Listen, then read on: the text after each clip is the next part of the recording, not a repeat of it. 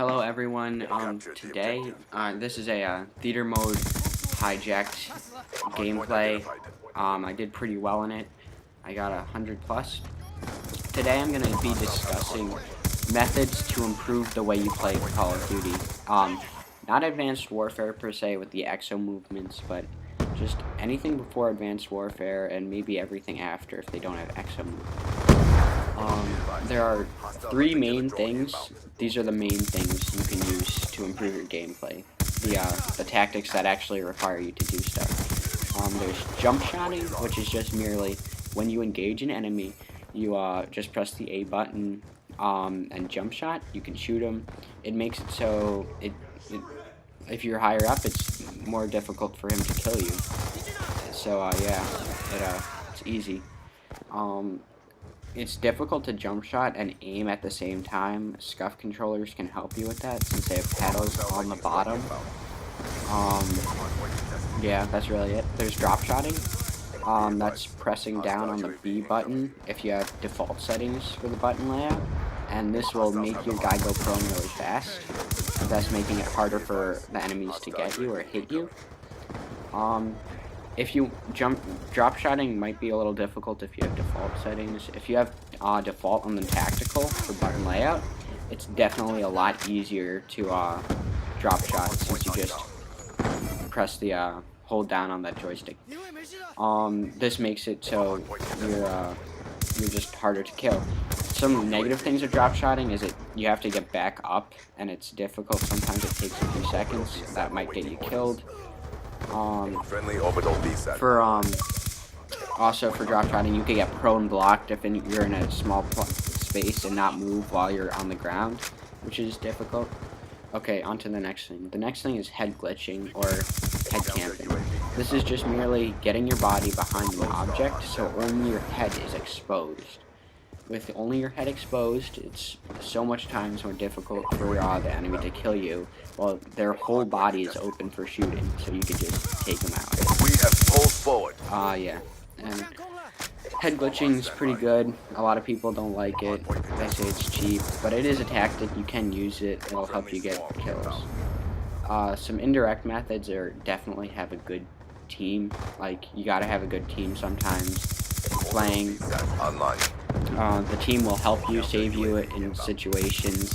Also call in UAVs, counters, orbital VSATs, EMPs, whatever radar score streaks are in the game mode. And just, I guess, save you, take the objectives, help you overall. The next thing is know what gun to use. Obviously you want to use a good gun. Like a gun with good stats. Make sure you like the gun, make sure you just like the gun. If you play with a gun you don't like, it probably won't do as well. So just play with a gun you like. For Black Ops 2, I'd recommend MSMC, AN-94, M8A1, Scar H. Those are pretty good guns, I think, with stats-wise. There are some other ones. Scorpion Evo is good. Submachine gun. Also, another tactic is know what guns go with what map. Certain maps are small, medium, and large. Small maps, SMGs and shotguns are good. Medium maps, most guns are good. Long range maps, LMGs are good. And also close range maps, especially in Nuketown, LMGs are excellent since it's basically an assault rifle with no recoil, with more damage and with 100 bullets. So like LMGs are good for close range sometimes if you can aim down sights. Yeah, and there's some other tactics, some indirect ones. Don't play while you're angry. You'll just do a lot worse. You'll just get even more angry. Also, you can also talk to yourself while you play it. It'll distract you a little bit from getting angry. So I often rage. It makes me angry a lot when I die. So if you just talk while you play, this will help you. Attachments are good for playing. Whatever you can do to kill a guy. Good attachments are stock, or whatever attachments. That is, like the stock attachment makes you aim down sights longer, walk faster while aiming down sights. This will allow you to not have to constantly aim down sights, which takes a few half a second. I don't know, such a small proportion of a second that matters. If you have accuracy on the guy before he has accuracy on you, you're gonna win that gunfight. Also, quick draw. If you get to start shooting first, if your gun aims down sight faster first, you're gonna get more bullets and then win usually.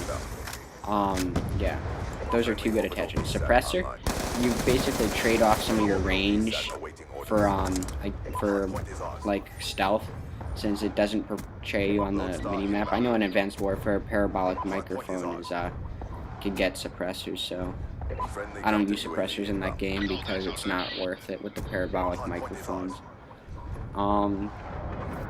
Yeah, so like suppressors are good. There are other attachments. A lot of guns need reflex or reticles sights to improve their accuracy. That's fine.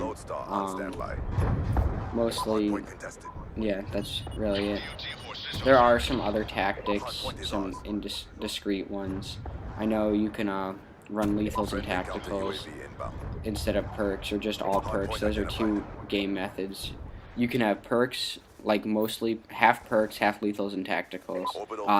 This guy in this game of Hijacked, he trapped me in the corner and for just a little bit.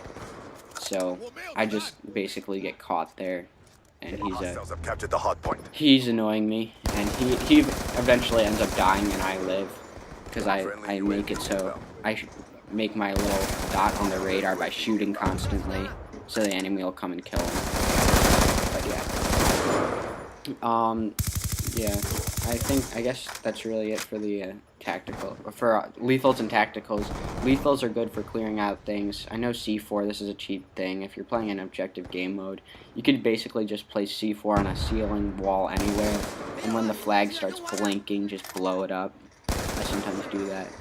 Shock charges are good in Black Ops 2. Like, yeah. Tacticals are fine. I like running perks more often. Perks allow me to have something that won't just constantly go away, like lethals and tacticals. Okay, I basically described some ways to improve your gameplay, I guess. Some things you could buy to improve your gameplay are called control freaks. Control freaks are little tiny paddles you put on top of the joysticks on your controller, or the little sticks. These make it so it extends the length of the little knob, so it'll make it so larger movements are more discreet and you have more accuracy. And it does help. I can't play without them now, so yeah.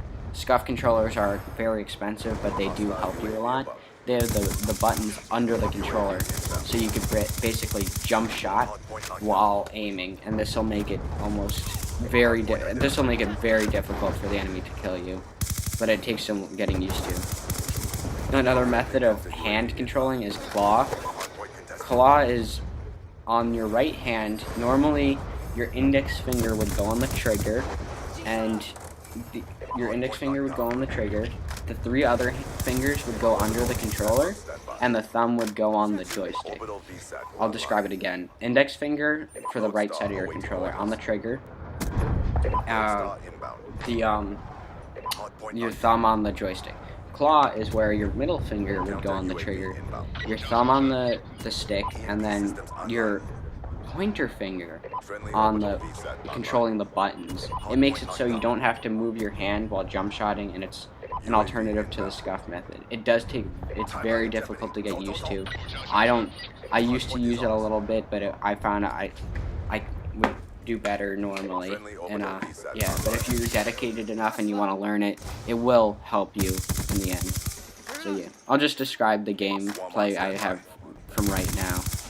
I basically just kill a few more guys. I got the swarm.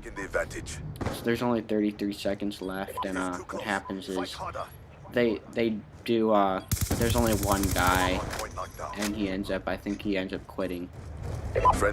Kudos to him for not rage quitting immediately after everyone else quit. But yeah, I just pick up this Remington and shoot him. Okay, so that'll sum up this.